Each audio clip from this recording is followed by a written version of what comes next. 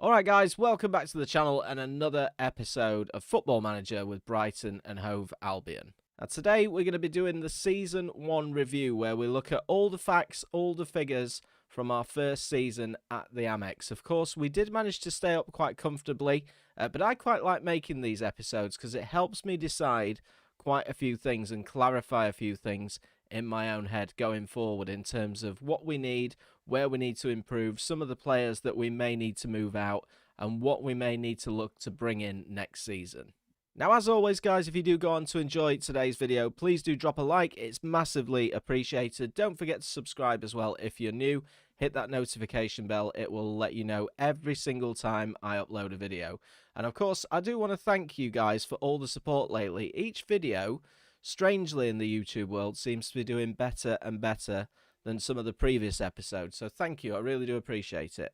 So let's start by having a look at the Premier League table. If I put this into the stages view, I want to see, in terms of goals scored this season, pretty much where we ended up. So we were 1, 2, 3, 4, 5, 6, 9, 10. So we were the 11th highest scoring team in the league, finishing in 12th. So it kind of averages itself out. We scored 49 goals in total, which isn't too bad, but next season I would like us, obviously, to score a lot more. I don't really think that the strikers performed this season. In terms of goals against, we were sort of in the top half. We conceded 62 goals in 38 games, which for me seems like quite a lot. Of course, obviously not as bad as teams like Watford. Even Wolves conceded 80 goals, 77 for Newcastle. So maybe it's not all bad. Maybe our defence isn't as bad as what I think it is, or we're just in a place where we actually probably should be. Now, of course, Liverpool were the champions. They won 34 out of 38 games. Nobody was ever going to catch them. Man United, Man City and Arsenal qualifying for the Champions League with them. Chelsea and Aston Villa make the Europa League, with Everton making the Europa Conference League. Relegated, as discussed, Crystal Palace, Burnley and Watford. Are there any players in those teams who we can potentially steal for next season that could improve us? And that is going to be the big thing. I only want players that are going to improve this club. As far as goals are concerned, Callum Wilson of Newcastle, who finished 17th, was the top goal scorer in the league. He, without a doubt, kept them up. 31 goals to his name. Anthony Martial and this guy from West Ham scoring 19 as well in joint second place. Alexander Lacazette grabbing himself 18. Mo Salah 16, along with Ferran Torres. Dominic Calvert-Lewin got 15 goals as well. So there wasn't the only person that actually broke 20 in the Premier League was Callum Wilson, who's had an absolutely phenomenal season. I wouldn't be surprised to see him move to somewhere else next year. As far as average rating, we got Mo Salah, 7.83 from Mo Salah. Played in 24 Premier League games last season. That is unbelievable. He's done brilliantly. Kevin De Bruyne with a 7.42. Bruno Fernandes, 7.38. How many? He played in 34 games, so another player that's had an amazing season. Assists, Mo Salah got 15. Kevin De Bruyne, 15. Alan Saint-Maximin for Newcastle with 12. I expect that he's linked up quite well with Callum Wilson this year. Most Player of the Match awards went to Mo Salah with 12. Clean sheets, Edison got 22 clean sheets along with David De Gea. Alisson with 21. Robert Sanchez actually got 9 clean sheets for us, which is not too bad out of 32 games. That's really not too bad at all. I think there's, in terms of when I look at things like the amount of goals that we conceded this season, there were some games where we got absolutely battered, like 4, 5, 6, even 7 against Aston Villa. We shipped. So it makes things look a little bit worse than what they were. So for now, for the next segment, let's have a look at Brighton themselves and have a look at our season review. In terms of the new arrivals, we've discussed this guy in a previous episode, Zakiri. We sent him out on loan at Sheffield Wednesday last season. He bagged 22 goals in League One. Be interested to see where they finished in the league. We actually sent quite a lot of players out on loan. Sherpen, the goalkeeper, he went out on loan to Swansea. Van Heck, Jason Weir also shipped out on loan. In terms of new players in, Pinamonte was a little bit disappointing. Started 13 games in the league, got 6 goals, came off the bench 10 times, 1 assist, a 6.9 average rating. I'm not sure that he'll be someone that we look to get back next season. Greg Taylor did all right. The 23-year-old fullback, we signed him, of course, for 1.4 million from Celtic. 37 games he played for us. No goals, just the 1 assist. He wasn't too bad. Joe Willock was a bit disappointing, who we had in on loan from Arsenal. Started 12 games, 9 games as a substitute, just the 1 goal and a couple of assists as well. 6.79 average rating. Danny Welbeck, 19 starts, 11 sub-appearances, 9 goals, couple of assists, not too bad. Didn't quite break that 10 barrier. Adam Lallana for me was massively disappointing. He'll be a player that I look to try and ship out in the closed season. He's on really high wages. We'll have a look at him a bit more shortly. Jacob Madère, someone who we need to integrate a little bit more next season, only started 6 games.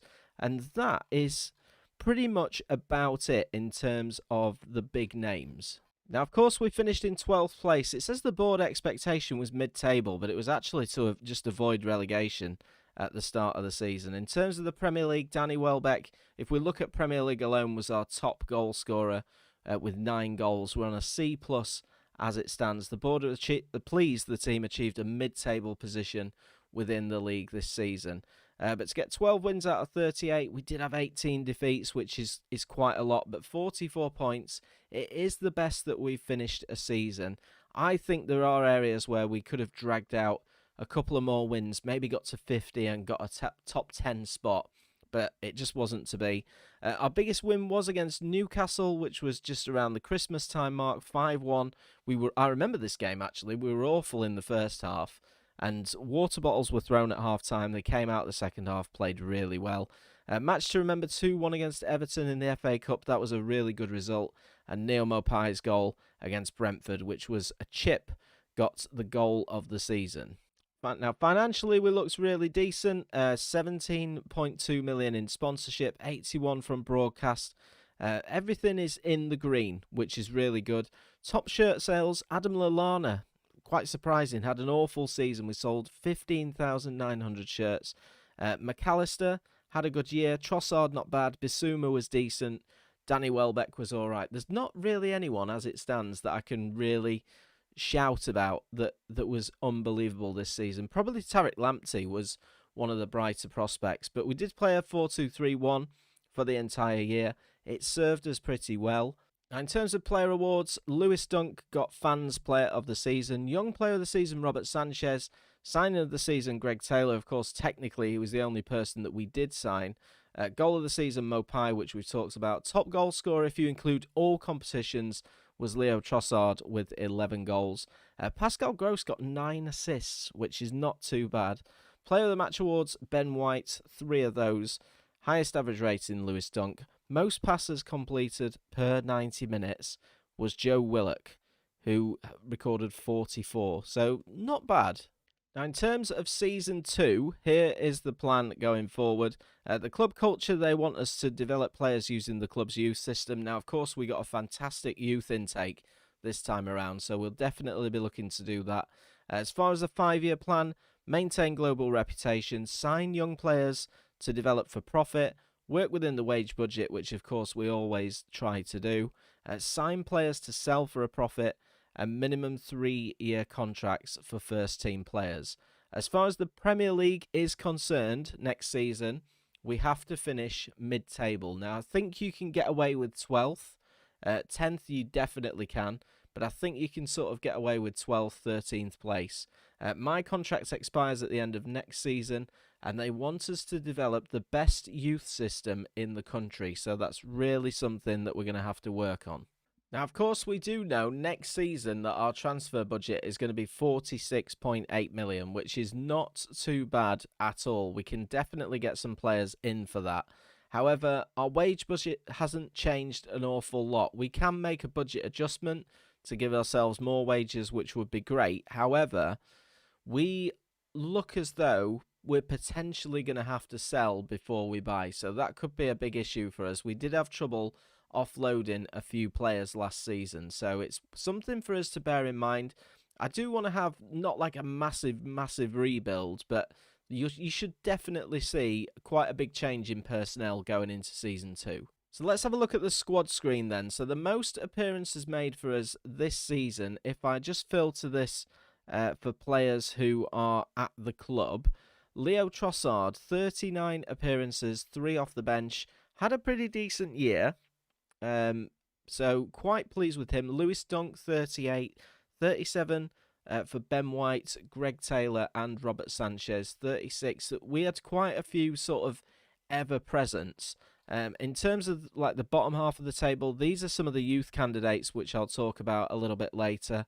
But only a handful of appearances for certain players, like Neil Mopai only made 11 appearances. Solly March came in towards the end of the season when we lost Dan James to injury.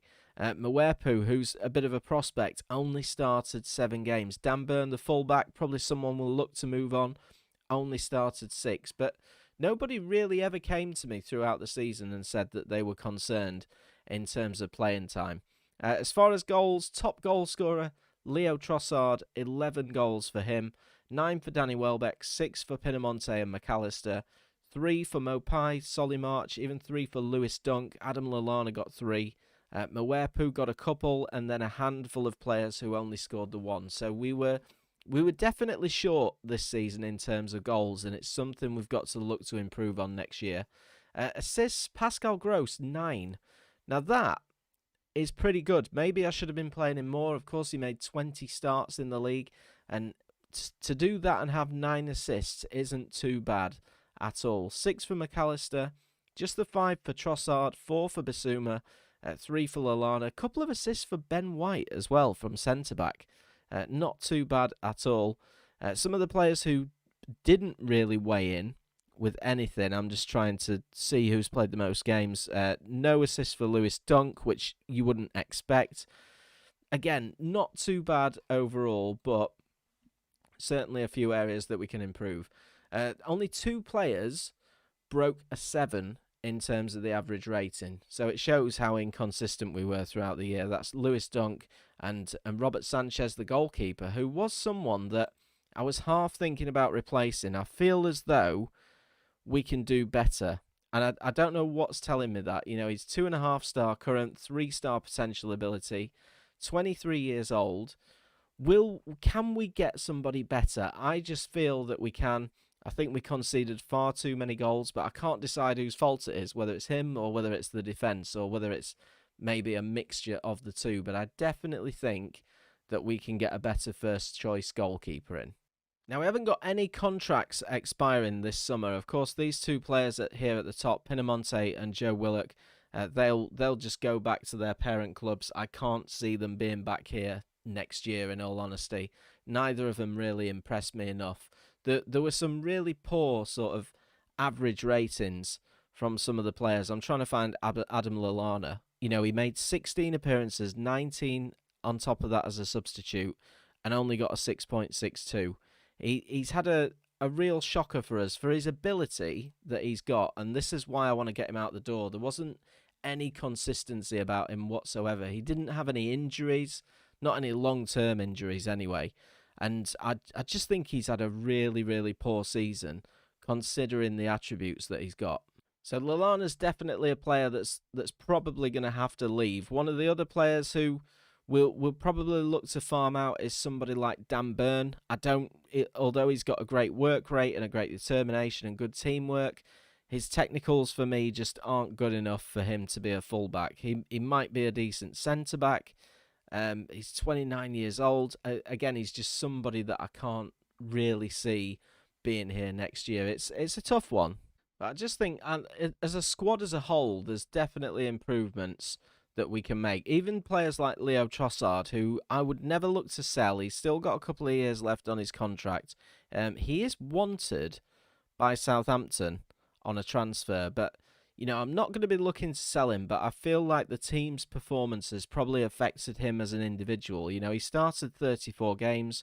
He started actually 39 overall, got 11 goals and 5 assists, but he only got a 6.8 average rating, which is not not massively impressive. So he's one that we're going to have to keep an eye on. His attributes are going up. He's training well, although he has had a big dip in progress. He was due to be a 3.5 star, but he's now dropped back down to a 3 in terms of current ability. So there's definitely a few things like that have affected players.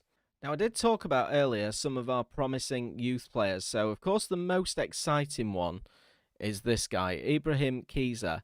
We've brought, I think it's 4 or 5 youth players through. We've put them in the first team, so they're all training with the first team squad. But I've set up some mentoring groups that they're all in, and it's already starting to improve some of their attributes. So Kiza's looking so good, man. I'm tempted to not send him out on loan this season or the next season. Keep him around the first team and maybe give him the odd appearance every now and again. His physicals are unbelievable. 17 work rate, 17 teamwork. Determination could go up a little bit, but he's already getting a few games in that under-18s team. He's just looking like a great prospect. Some of the other players as well. Matt Graham was one of them, the central midfielder. He's not as impressive as Kiza. Kiza is 100% the best one, but he should do quite well. We've got Lloyd Moss, who's potentially a 4.5 star. Looks as though, again, he's coming on nicely. He's in the first team training. He's set up with those mentoring groups. Jacob Fox, the goalkeeper, again, looks like a prospect. When you compare him with someone like Robert Sanchez, this is the graph at the moment. He's absolutely nowhere near, but I can just see a little bit of something in a player like Robert Sanchez. So going into next season, as far as like the squad is concerned, I think these are players that have impressed me. Like the 5 players throughout this year. Lewis Dunk's been really good. Tariq Lamptey's been good. So has Basuma. McAllister. Trossard's been decent as well. But I think in order for us to have a better season next season, we need those players around them that are going to bring out the qualities that they've got. So, goalkeeper's questionable. I'd be interested to hear what you guys think. Maybe a better centre-back. I mean, Ben White's done okay this year. He's not done too bad, and he is only 23. He'll improve, but can we get better? Is he going to be like the man for the first team? That is the question. You've then got players like Tariq Lamptey, who are coming on nicely. Again, though, attributes could be a bit better. He's all sort of physical at the moment, but he is a 4-star, potential 5-star. We've then got Basuma, great season, doing okay attribute-wise. He's only 24 years old. He'll improve, so he's definitely a shoo-in to be the first name on the team sheet. Trossard we won't sell. McAllister had a good season as well. But striker-wise, I wouldn't pick any of them at the moment. When your top scorer is Danny Welbeck with 9, you need to be sort of going for mid-table next season.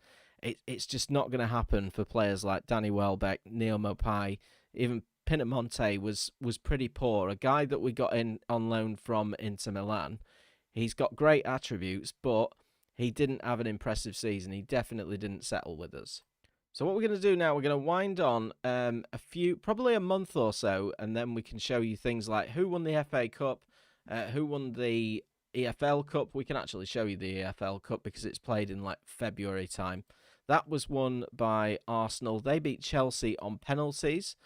So well done to them. They did what I couldn't do in the Arsenal save and actually won the EFL Cup. I remember we had like we were there like 3 times in the final and lost every single time. So Arsenal won the EFL Cup.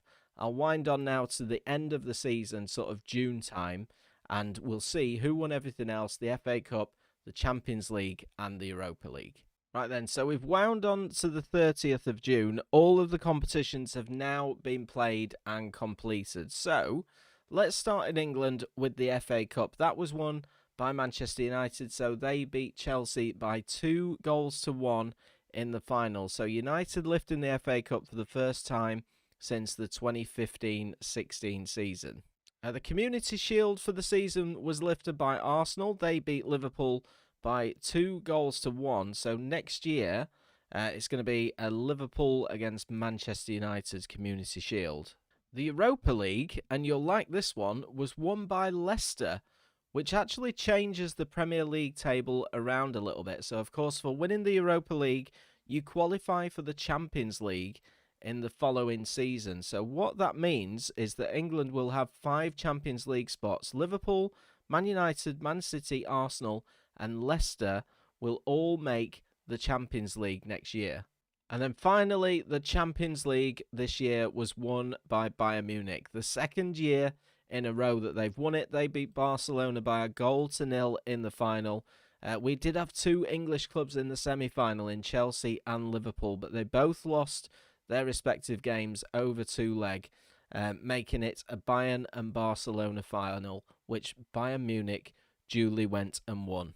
So I think we've looked at quite a lot there. I hope you've enjoyed the episode. I quite like making these because, like I said, it helps me just to clarify a few things, look at who's performed really well, who hasn't, and what we can do to change that for next season. So I hope you're looking forward to season 2.